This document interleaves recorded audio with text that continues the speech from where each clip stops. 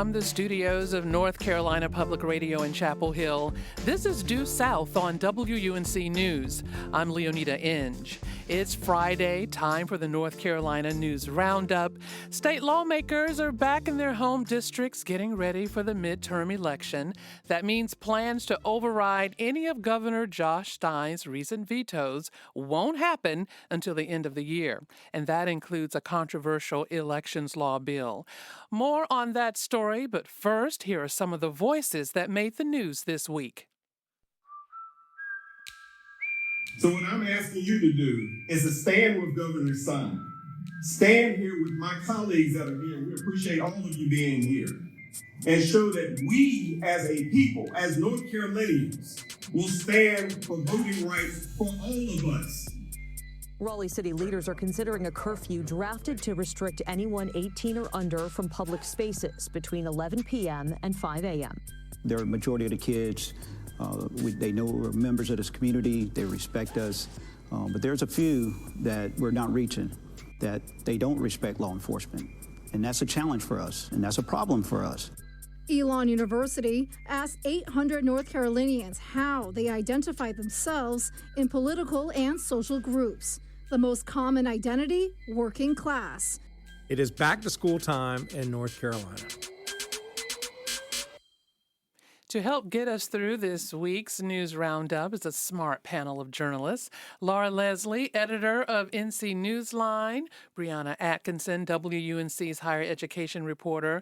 Zachary Eanes, a reporter at Axios Raleigh. Cameron Smith, editor-in-chief of the A&T Register, that's the student newspaper at North Carolina A&T State University. And later in the show, we'll be joined by WRAL News anchor Gerald Owens.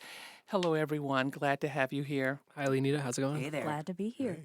Well, it was a long day at the North Carolina Board of Elections Thursday. Woo! The board has ruled and finalized early voting plans and counties where, I guess, early voting was being disputed. The board decided several of those disputed counties will not have Sunday early voting before the November midterm election. You know, I've covered several Sunday voting events over the years. You know, they call it Sold to the Polls, right, Laura? It's called, and many communities really kind of enjoy that. But then you had some folks saying, well, our poll workers, they don't want to work on Sundays. They don't want to work every day. But this year, guess what? There will not be Sunday early voting in several counties, including Chatham County, Wayne County, Anson, Nash County. Laura, are you really surprised by this action? And maybe you can explain how these early voting disputes even got this far. Sure. So, we're not super surprised because we've been reporting, our Lynn Bonner, reporter at NC Newsline, has been reporting, I think, for most of the year about some of the changes that have been underway since legislators gave control of the State Board of Elections to the Republican state auditor, Dave Bullock, which is not a situation that any other state has. No other state in the country. Right. But they wanted to take it away from the Democratic governor and give it to a Republican because they're Republicans. So we know from public records that we've seen that Dave Bullock chose Dallas Woodhouse, a former director of the NC Republican Party, that chose him to be his personal liaison. And we know that there were a lot of text messages that went back and forth and phone calls between Dallas and some of the members of these boards that had to do with expressing the preferences about what should be allowed for early voting and what shouldn't. And it was pretty clear that Sunday voting was considered to be something they didn't want. Maybe a lot of Democrats vote on Sundays. Well, actually, when you look at the stats, a lot of people vote on Sundays, but that depends where you are. Because they're not at work. Right. But a lot, people do have second jobs and people do work on Saturdays, right? But that's not true in every single county. Some counties, it's much more popular and others it's not. And so, they claimed that they were wanting each county to make a decision for itself.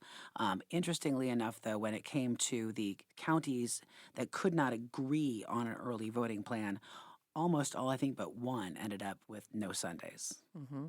Amazing. Zachary, this sounds like just a lot of partisan politics playing out all the way to the polls as expected. I know the Board of Elections also ruled that in Guilford County, for example, there will not be early voting polling at North Carolina A&T State University, but a compromise of some decision was made to keep early voting at Western Carolina University in Jackson County. Are you surprised by all this politics at the last minute playing out? Well, maybe our guests can speak to this a little bit more in a little bit, but I feel like A&T has been kind of a football in several elections now. Even the way congressional districts have been drawn is, to split this particular campus in half, kind of dilute, in some people's opinions, the black vote in Greensboro.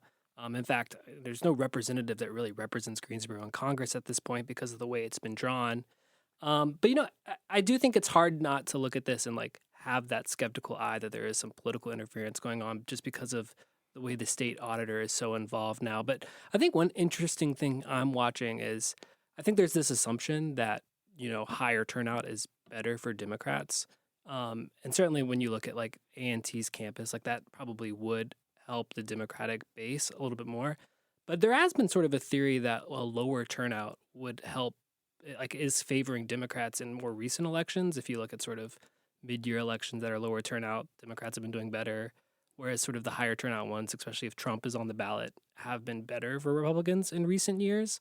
But who knows how that plays out year to year? I mean, we'll have to ask look at the Elon poll in a little bit to sort of suss that out. Oh, definitely. Cameron, you're the editor of the A&T Register, and you've been covering this issue for a while now. I know many students and people who live in this Greensboro neighborhood were upset over Dudley Hall on North Carolina A&T's campus just not being a primary voting site, and now it won't be an early voting site. You were actually at some of these contentious meetings. Yes, I was.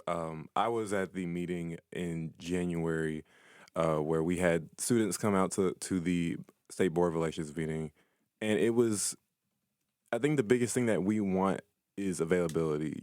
Having the option in the first place is so important. And when you take that option away of on-campus, polling site, that becomes so much harder for a lot of students to go vote. You don't have somewhere that you can walk to, and a lot of students don't have vehicles.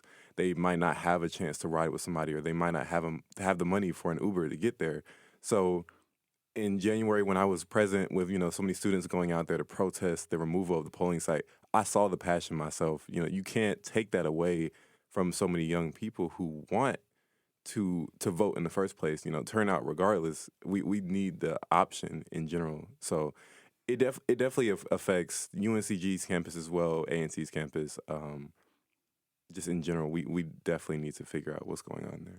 And I just wanted to throw in, it's not, I think A&T is the highest profile one that this is going on with, but this is not the only one. There's a lot of college campuses that usually have an early voting site where the site's been either moved off of campus completely or in the App case... State, weren't they on the...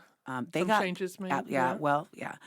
They exactly. They here in Raleigh and North Carolina State, they still have it on campus, but it's Not the at Tally far Hall, not at edge. Tally anymore, Yeah, though. it's not in the middle. But I will say that some Republicans and critics of having those sites have argued that it's hard for other people who aren't students and faculty to get to those sites because parking is so restricted. So there is that argument that's advanced sometimes, but people say there's enough people on campus to make up for it. Zachary, when we think about, we were talking about an auditor and the power that the auditor has right now. So the decisions yesterday, I wonder who is happy? Who's pleased? Because about 20 counties couldn't seem to make a decision on their own because it had to be unanimous coming out of their boards of elections. So that's why it even, made it to the state.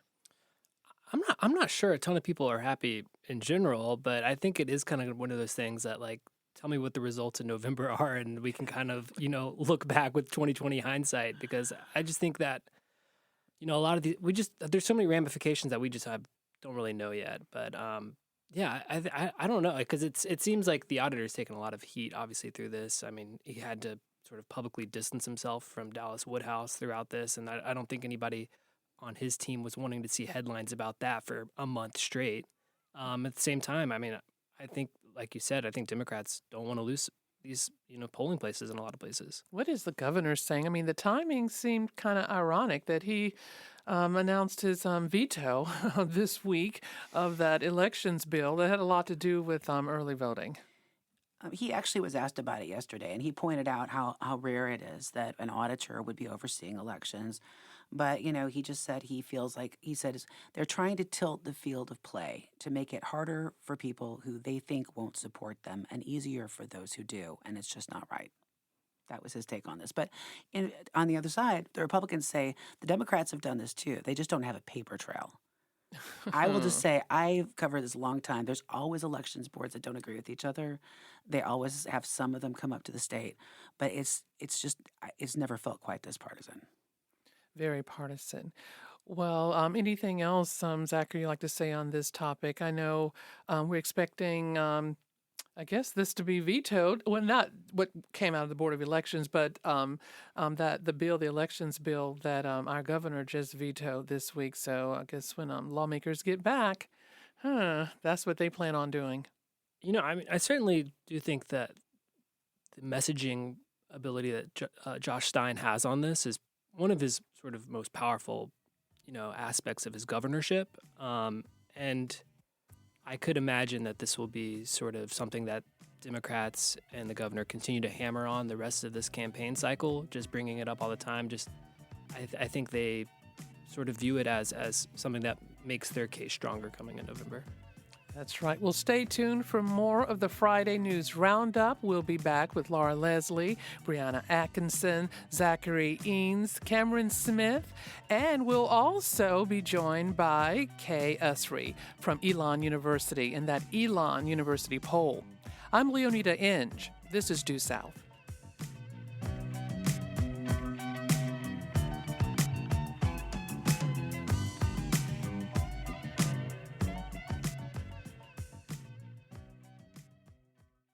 Hi there. I'm Leonida Inge, host of Due South. Thanks for listening and supporting our podcast.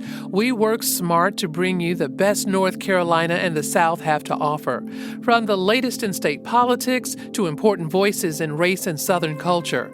Due South is here every day. But we couldn't do it without your financial support. Thank you. If you like what you're hearing, please consider making a donation today at WUNC.org.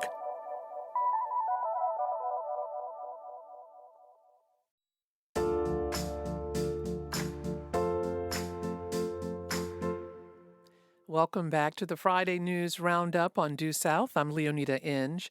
The North Carolina Board of Elections has made that final decision on early voting in some 20 counties. Sunday voting is on the chopping block, we've heard, for several of those counties, and some longtime early voting sites will not be included on the list of polling places this fall. Joining me on the Roundup, Brianna Atkinson, WUNC's higher education reporter, Zachary Eanes, a reporter at Axios Raleigh, Laura Leslie, editor of NC Newsline, Cameron Smith, editor-in-chief of the A&T Register, the student newspaper at North Carolina A&T State University. And later in this hour, we will be joined by WRAL news anchor Gerald Owens.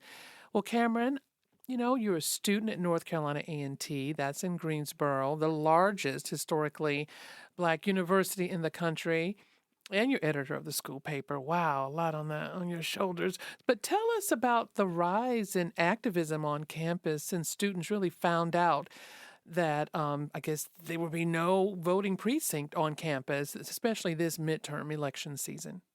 Well, the rise in activism has been a steady climb. I couldn't give you an exact date of when it started or kicked off. I saw the peak start in November of last year when the polling sites were first removed. There was a lot of uproar among those who were trying to push for civic engagement. And we saw several students go to protest that removal in January at the top of this year. Protect Ours NC was there. They showed up with, I believe it was over 50 students. It was a good amount. And we saw a lot of passion from the students and how they talked about just wanting that accessibility, wanting to know why the polling site was removed in the first place. Answers were the main thing that they came to seek. And I was present in that room covering it for our news station, Aggie News. And there was a lot of pushback against student presence in general.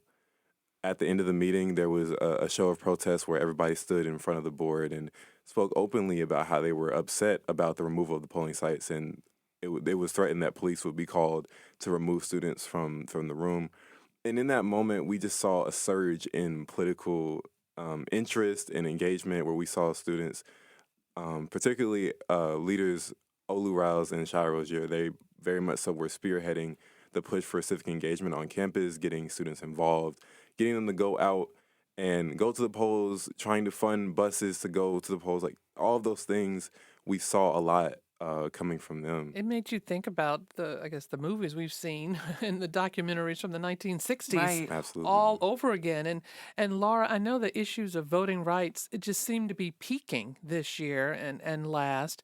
And we know about the veto, Governor Josh Stein, how he vetoed that election bill backed by Republicans that would reduce early voting and more. So I wonder, when you think about the challenges to early voting in the South specifically, I guess we should really be abreast of this situation. It seems to be coming fast, something that hopefully I know you're following a lot. I think what really sort of kicked it into high gear was the Louisiana versus Calais Right. decision, which basically, I mean, Chipped away at the Voting Rights Act what for was real. left of What was it. left of the yeah, Voting there Rights wasn't even Act. that much left of it, and basically made it unenforceable if you read the opinions. And so, there is a big move we've seen in a lot of states in redistricting to remove Black representation in the House of Representatives and in state legislatures. And so, I think this is a time when a lot of folks in that community are paying a lot of attention and should be paying a lot of attention. We all should be to what's going on, because this could be basically sort of a structural rewrite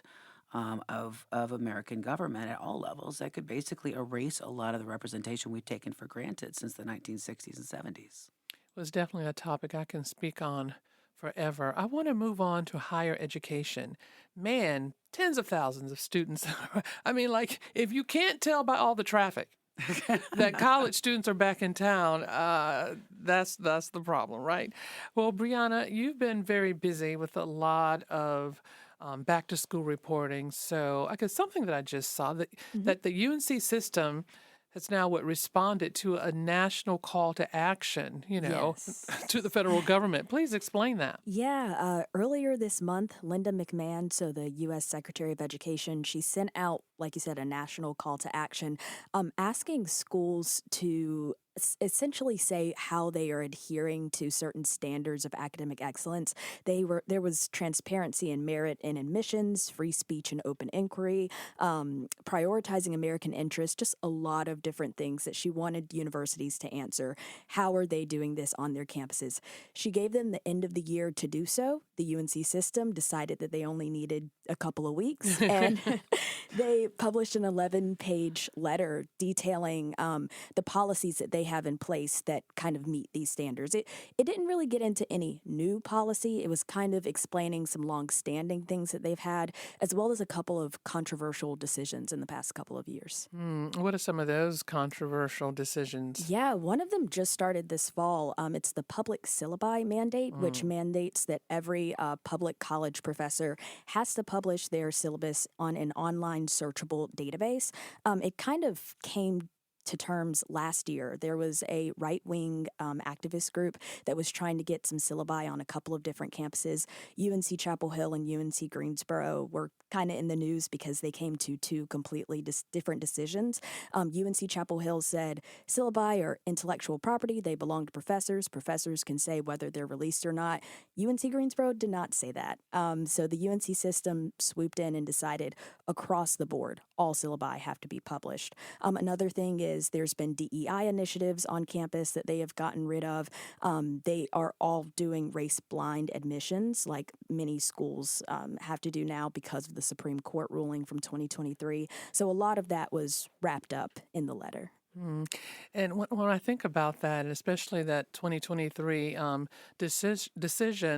decision, that's why we have a lot of historically Black colleges and universities really bursting at the seams. I mean, North Carolina A&T State University is supposed to top 16,000 students this fall, Cameron. I mean, and I guess one thing that seems to be a problem, I hear that's a good problem because a lot of schools, North Carolina Central, Howard University in D.C., Clark Atlanta, Morehouse in Atlanta, they're all bursting. But guess what? Housing. Housing is almost not enough housing to house, especially the freshmen. Yeah, that's been a rising issue for several years, is housing availability. Our housing portal it goes quickly, as all schools do. Housing can fly quickly, but with us being the largest HBCU, we do have an ongoing housing crisis still. We added a whole new dorm to house more freshmen, a Bluford dorm, Bluford dorm, and it still hasn't solved the issue per se, because it's also been a quality issue with a lot of the dorms having different structural issues or having mold, and same thing with the apartments they aren't fully cleaned or have issues with the structure, and so that's a very big thing that we need to push, honestly, because we always talk about being the biggest HBCU, which we are, but sometimes that quality can shine through, and sometimes being the biggest has to take a sideline to improving the quality for student life. Oh yeah, and it's really tough because we do know some students or freshmen are at a hotel Yes. as we speak because there are not enough dorm rooms. And I guess lastly, Brianna, you're working on this series. I guess higher ed almost at a crossroads, and you talk about Yes. Winston-Salem State University. I mean, they're growing as well. Yeah, and that Q&A just came out this morning. But yeah, I interviewed some chancellors across the UNC system, also private universities and the community college system, about how they're kind of approaching some of the pressures that are in higher education. There's some federal issues, there's financial issues, there's also some technology that's advancing that they're having to figure out how it's going to shape and shift their campus. One thing that stood apart with Winston-Salem State is they made a point to really say, we are a social mobility campus, so we want to improve accessibility. They want to become the top producer of Black nurses in the state. They really focused in on things that make the HBCU stand out in a region, like you said, that is rich and full of HBCUs. Well, thank you very much for that reporting. We have a special guest with us right now. We've been talking a lot about partisan politics today, but the latest Elon University poll tells us North Carolinians aren't as attached to party labels as we might think. It shows we identify more with being middle class, say, than just being, a democratic socialist? Is that a bad term? So to help better explain the 2026 North Carolina political landscape report just out is Kaye Usry, Associate Professor of Political Science and Public Policy at Elon University and Assistant Director of the Elon Poll. Thank you for being here. Thanks for having me. So did you find what you were looking for, as you were digging into the mindsets of North Carolina's electorate? Oh, I never find what I'm looking for. Okay. We're just scratching the surface. We gave people a list of different identity categories. It's really what we as pollsters could think of, so it's not a complete list. And this just gives us an idea of what people see themselves in. And as you mentioned, some of the more common identities people saw themselves in were surprising. So working class was among the most popular, as well as anti-racist. Well, who wants to be seen as a racist? Sure. I tell you, I would mark that, on that poll as well. So what more can you tell us, I guess, about these 800 people or so who really participated in this poll? Who were they? Yeah, so it's meant to be a representative sample. Doing representative samples has become more complicated now that people don't answer the phone when you call them.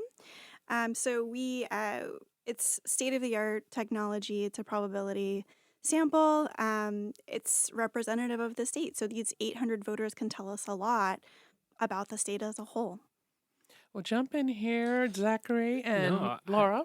I had a question for you because I think polling is just so fascinating and drives so much the discourse for better or for worse. I wonder, when you look at how you're judging how other polls are doing and comparing your own poll, in terms of that representation. I was looking at the Wisconsin polls most recently and how maybe they overrepresented this maybe democratic socialist movement in that state, maybe in Michigan as well.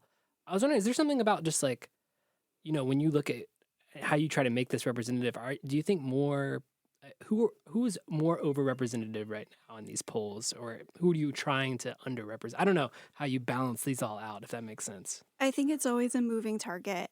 I think it's really difficult to predict who's going to turn out in a particular election. These things change from year to year. The classic example of this is 2016 when polls were underrepresenting folks without a college education. I think most pollsters have corrected for that, but I can see the future as well as you can. So we do what we can based on past polls, past elections to look at who's most likely to vote, and we make our best guess. People don't like to hear this, but it's kind of more of an art than a science. I'm curious to know what you think about the fake poll in Wisconsin. I don't know about that. So remember there was a poll in Wisconsin that showed the Democratic Socialist that was very high. We found out since that it was part of a social experiment. And it was done in California and in Wisconsin to see whether people would repeat it and take it seriously and whatever. And I wonder as a pollster how that must make you feel. Well, did people take it seriously and repeat it? Yeah, that doesn't surprise me. I always teach my students, go pull up any poll that you see in a headline. Go look at the top lines, go look at the methods, and think about what you're looking at and think about whether you want to trust it or not. That is concerning. I think increasingly it's hard to know on the internet if what you're looking at is real, and that's not unique to polls. Yeah, but I think especially for polls, I think there's a lot of, after 2016 and then 2020, I think there's sort of been a lot of angst, at least in the political world, about whether or not polls are increasingly perhaps not giving us a relevant picture of the, and I realize how hard y'all work to make sure that they do. But I just thought, when I saw this, I thought, oh my gosh, my pollster friends must be just... Yeah, that certainly doesn't help. No. I was just glad when finally people could be polled on, I guess, their cell phones, because who has a landline anymore? Yeah. So, you looked at, I guess, 30 political, economic, cultural, and lifestyle identities, and you asked North Carolinians to really categorize themselves. I wonder, what were you most surprised about?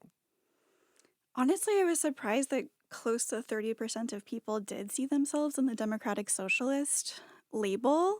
You thought it would be higher or lower? I thought it would be lower. Okay. Just because that's such a politically contentious category.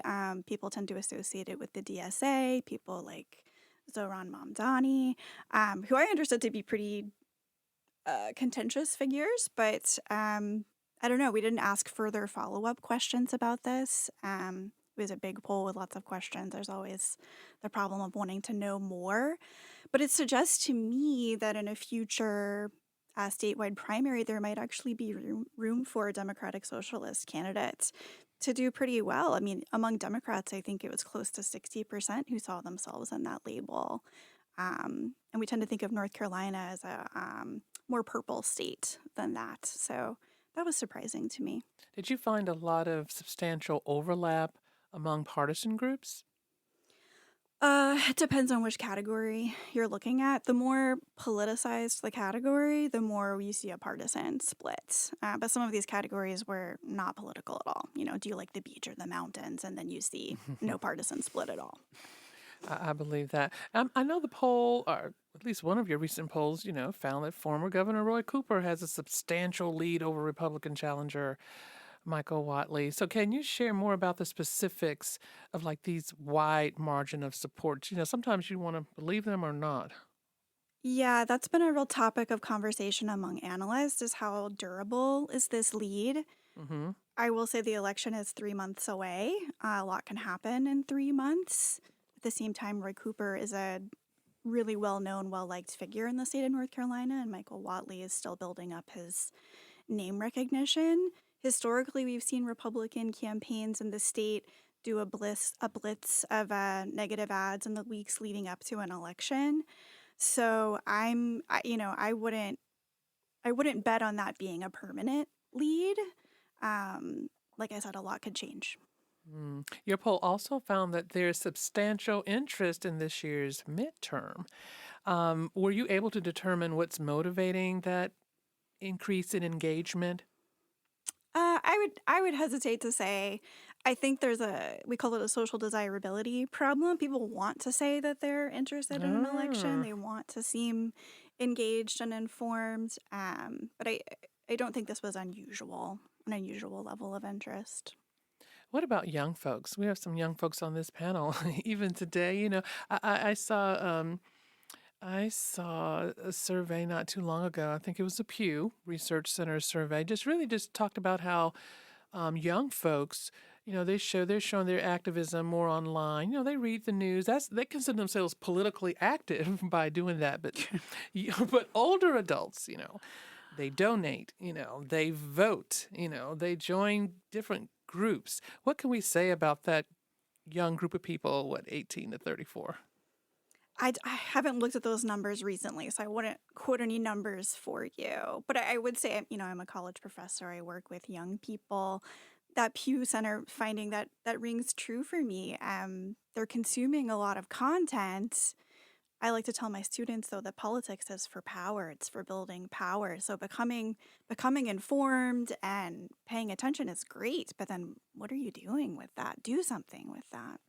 I think I had the same thought when Kamala became so popular with young voters, and people were like, "Oh, it's going to be a blue wave among young voters." And this was back, I think, in like June, maybe May, June. And I'm thinking, this is not going to wait. This is not going to last 6 months, and it didn't. And they didn't materialize for her. So, yeah, I think we've seen it play out here recently. Yeah. Well, we'll continue our conversation. Kaye Usry, Associate Professor of Political Science and Public Policy at Elon University. And we have some other great guests here: Zachary Eanes, Laura Leslie, Brianna Atkinson, Cameron Smith. And we'll be joined by WRAL News anchor Gerald Owens, who hosted a special report this week on youth violence in North Carolina. All that coming up on Due South. I'm Leonida Inge.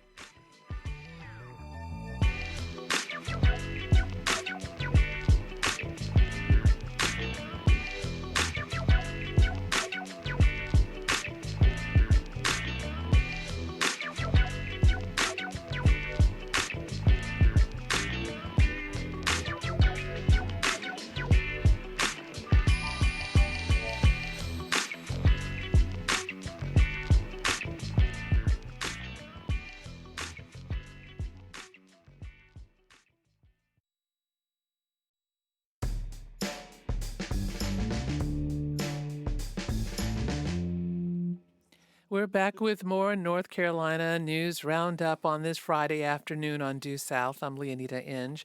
We're continuing our conversation with Kaye Usry, Associate Professor of Political Science and Public Policy at Elon University and Assistant Director of the Elon Poll. And our panel of journalists this hour also includes Zachary Eanes, a reporter at Axios Raleigh, Laura Leslie, editor of NC Newsline, Brianna Atkinson, WUNC's higher education reporter, Cameron Smith, editor-in-chief of the A&T Register, that's at North Carolina A&T State University. Well, Kaye, let's talk a little bit about some of the other polling that's been going on at Elon University. I know Zachary had a question definitely about data centers. Yeah, so in our most recent poll, we found that opposition to having a data center in your community has gone up since we last polled on this in March, I think by about 10 points. Yeah, big. So it's on people's radar, and they don't like what they're hearing. Yeah, I'm interested to know, maybe you can put this into more context, because I keep hearing sort of people talk about this, like this has moved in political terms, like rapidly, like in terms of like last year, data centers weren't really a conversation. Kind of if you asked politicians on either side of the aisle, they'd have been like, these are good investments for our communities. And it feels like over, like you said, maybe like a 3-month period, this has become, extremely toxic Yes. to voters on either side. Yeah, we were discussing this a little bit during the break. We didn't ask a polling question about this, but I wonder if people are associating data centers with AI. And there is this fear or concern about what that means for the economy, for their jobs, for the environment. And that's being pinned on data centers, which, like you said, they've existed for a long time. But there's now maybe an increasing awareness of what these are for. But I don't know. It would be great to do an entire poll on the topic. But I also think it's probably meaningful that we are coming out of a situation where most of the state has been in a drought. Yeah. You know, I mean, there was just a proposal that actually sort of like showed up and then vanished within the space of 2 days to have one in Southeast Raleigh, and then suddenly was withdrawn. And they actually put out a press release about it at 1:30 on a Saturday afternoon to get people to let people know we're not going to go forward with that. Data centers need a lot of water need- to run and they do. operate. And there are data centers that are being developed that are more closed system that don't use as much, but it's still substantial. And I think it's just hard to come into a community where you've been under water restrictions and say, we want to build a data center here. Yeah. And I think people are skeptical that it creates long-term jobs. And I think they're hearing things about noise pollution, that they're a nuisance. So why would you want one in your backyard? It's going to be diverting water potentially from your community. So I think it's going to continue to be unpopular. It's hard to argue for them. What are some other numbers can we expect or polling that you're working on right now at Elon? Well, I'm not in charge, but I'm the assistant director. I'm really hoping to do a poll on how people are thinking about the climate, especially since we've had such a record drought this year. I grew up in North Carolina. I'm a Raleigh native. The summers are hotter, right? And I'm wondering how people are thinking about that. Are they projecting that into the future? And what steps are they taking in their own lives to prepare for that? I love listening to meteorologists as they go crazy about this heat, especially this summer. I think some of the hottest weather we've had has been this summer on record. Well, Kaye, thank you for all the work that you do. Kaye Usry is Associate Professor of Political Science and Public Policy at Elon University and Assistant Director of the Elon Poll. Thanks for being here.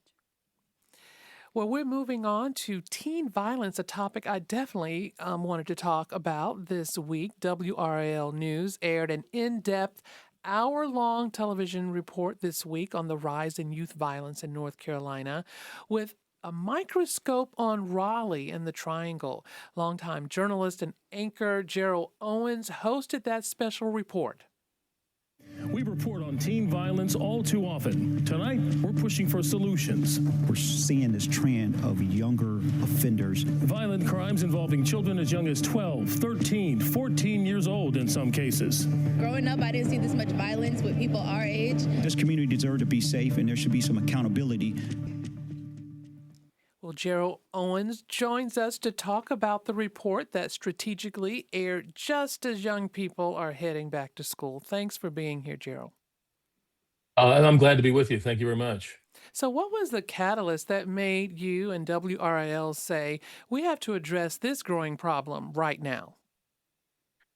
About 3-4 weeks ago, I had lunch with Rico Boyce and the principal that you saw in the program. Yeah, he's the police chief of Raleigh. Mm-hmm. And we were talking, it just came up in conversation, the July 4th violence that we saw in Glenwood South and Briar Creek. And the chief had a very worried look on his face. And I said, we've done this at different stations that I've worked at in the past. We've had town hall meetings where we just bring all the stakeholders together and we discuss a topic. No holds barred. Let's just get it out there. And he liked the idea immediately. And that was the driving force, because he said these kids this was 1, 2 o'clock in the morning, and we have 13, 14-year-old kids, 15-year-old kids out on the street, involved in this violence.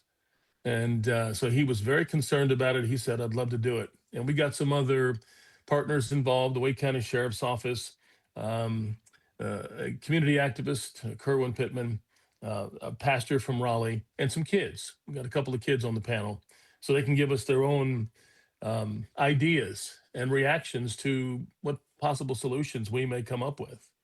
I'd like to play just a little piece of tape from the Raleigh Police Chief, Rico Boyce. There's a lot to talk about.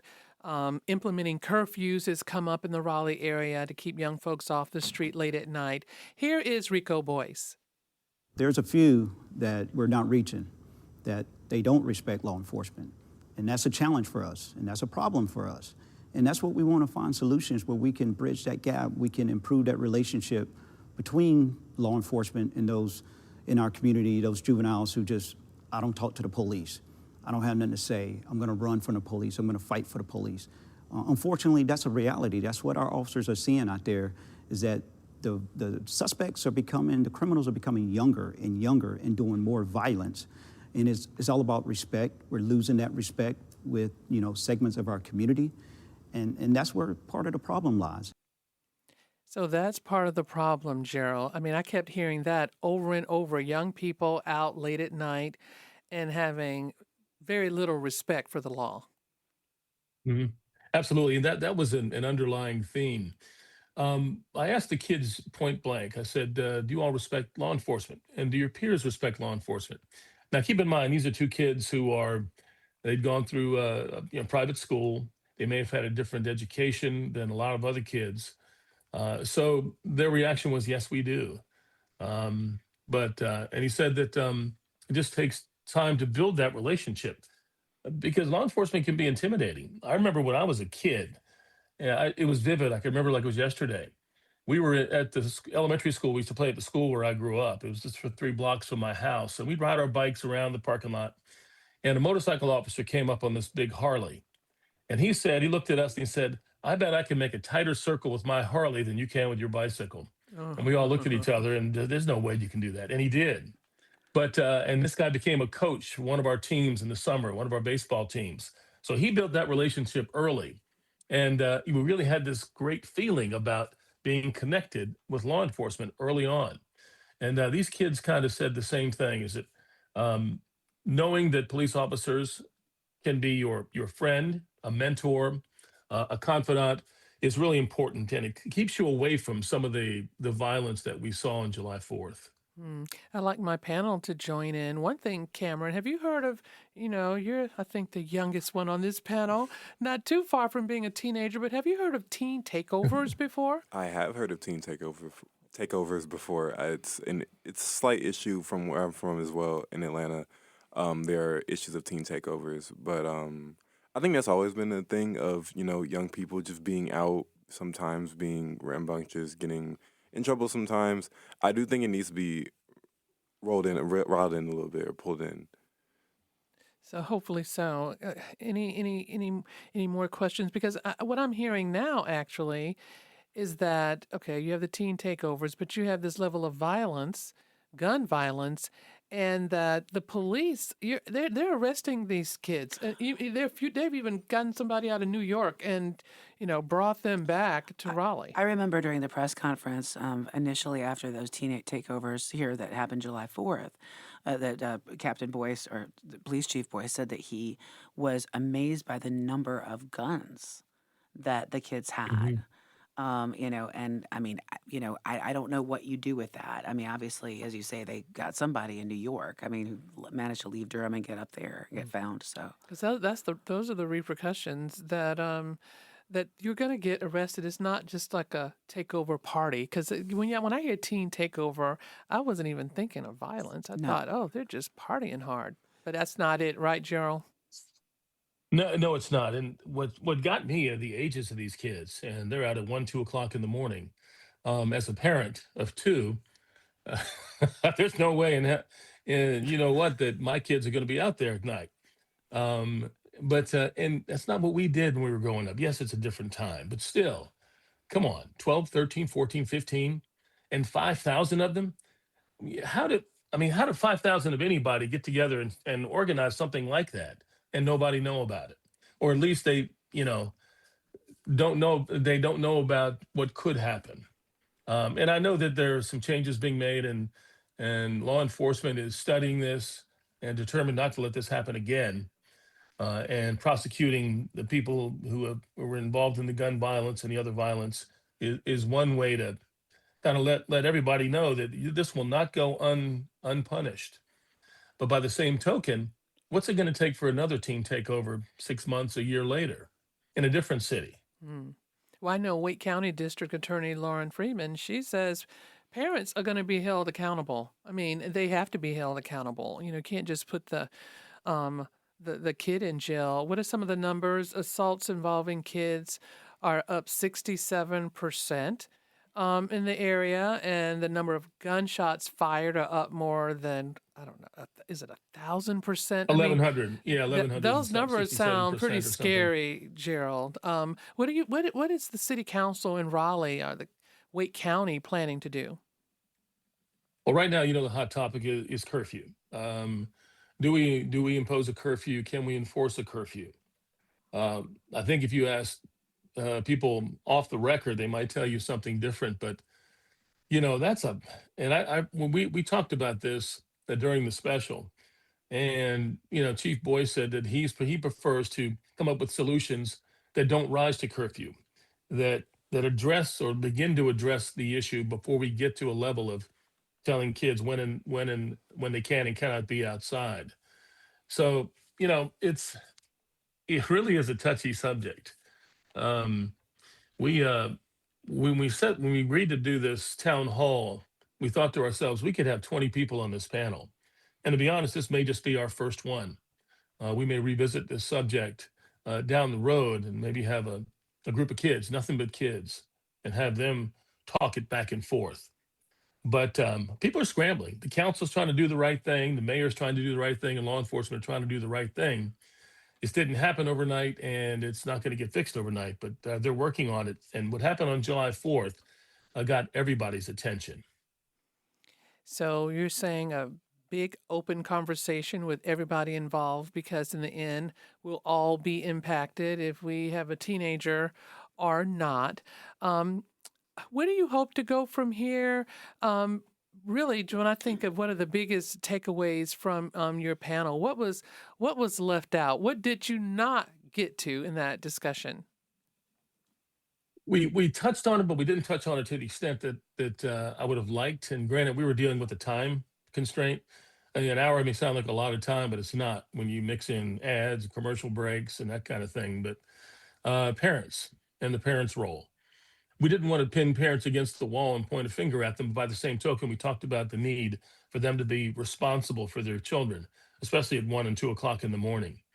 In fact, I had a former law enforcement leader call me after the panel. He said he really liked what he heard, and he said I would have loved to have seen more interaction with parents. The only problem with that is, from a scheduling standpoint, which parents do you put on the panel? From where do they come? And you really can't get a broad spectrum of parents because we don't have that kind of time. So if and when we do this down the road, we're going to look at that particular element that may not have gotten as much attention as we would have liked in this particular town hall.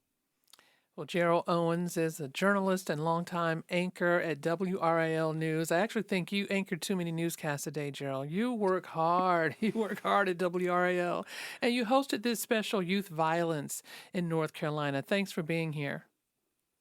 It's my pleasure, and I want to give a shout out to my former colleague, Laura Leslie. Laura great to hear Leslie. your voice. Hey, Gerald, good to see you too. Well, All right, you all have a good day. You too. And thanks to this whole panel of journalists here today, Laura Leslie, editor of NC Newsline, Zachary Eanes, a reporter at Axios Raleigh, Brianna Atkinson, WUNC's higher education reporter, and Cameron Smith came all the way from Greensboro. He's the editor-in-chief of the A&T Register at North Carolina A&T State University.